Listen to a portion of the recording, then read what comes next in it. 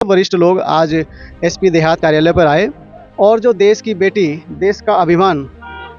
Sophia Qureshi के खिलाफ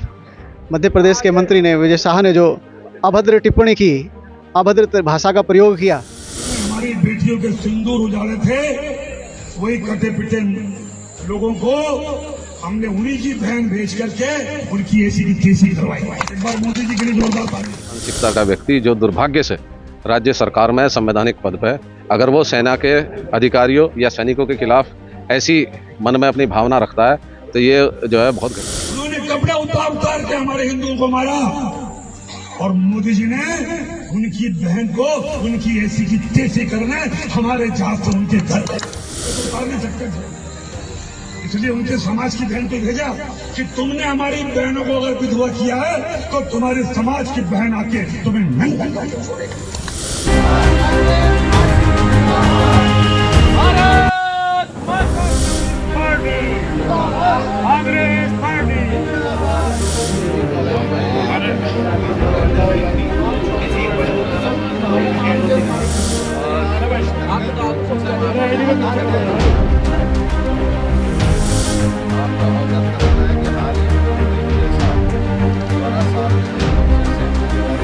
लोग आज एसपी देहात कार्यालय पर आए और जो देश की बेटी, देश का अभिमान सोफिया कुरैशी के खिलाफ मध्य प्रदेश के मंत्री ने, विजय शाह ने, जो अभद्र टिप्पणी की, अभद्र भाषा का प्रयोग किया, आज हम उसमें प्राथमिकी दर्ज कराने के लिए आए हैं। हालांकि इसमें महामहिम न्यायालय ने भी संज्ञान लिया है,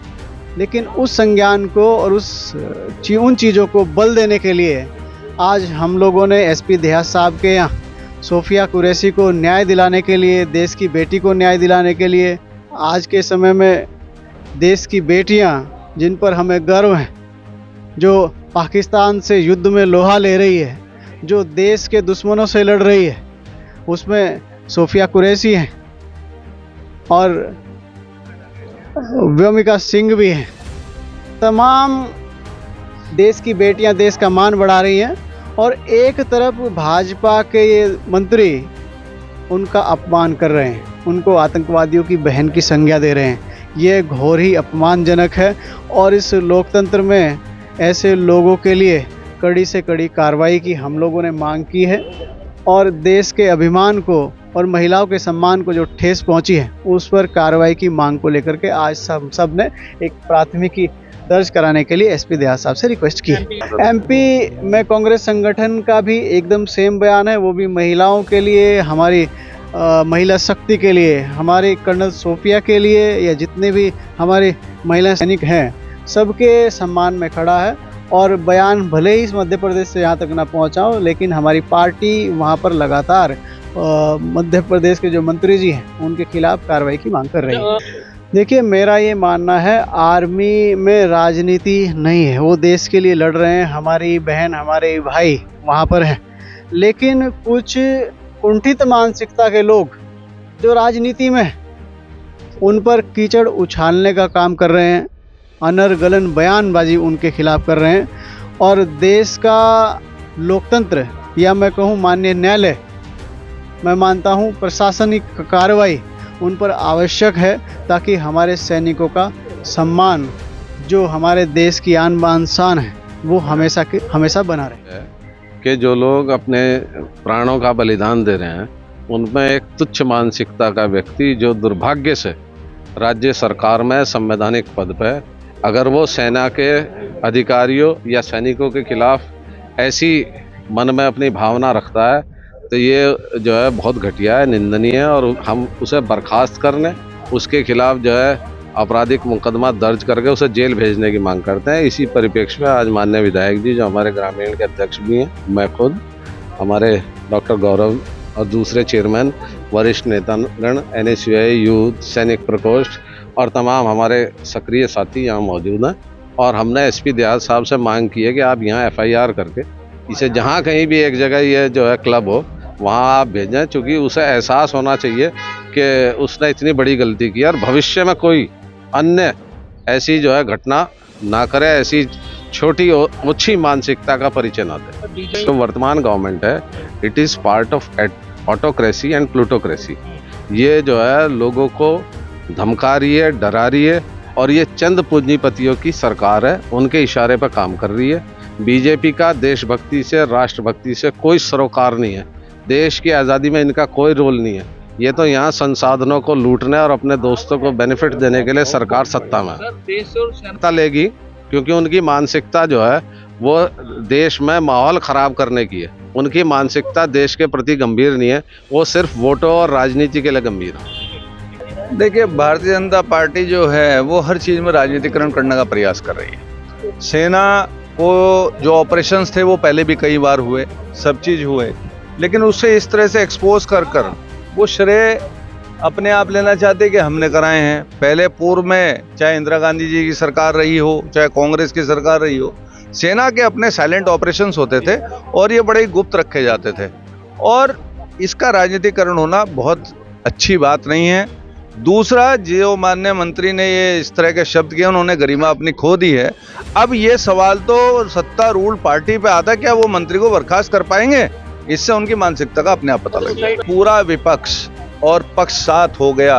और उसने कहा कि जो दरिंदगी हुई है उसके खिलाफ हम खड़े हैं, इसे आप आर करिए या पार करिए। उसके बाद यदि ये निर्णय आता है तो मैं समझता हूँ कि ये निर्णय कोई शोभनीय नहीं है। जब हम लोग सब उनके साथ कंधे से कंधे मिलाकर थे, पूरा देशवासी उनके साथ था, तो उन्हें कोई ना कोई सख्त निर्णय लेना चाहिए था। आर्मी का, सेना का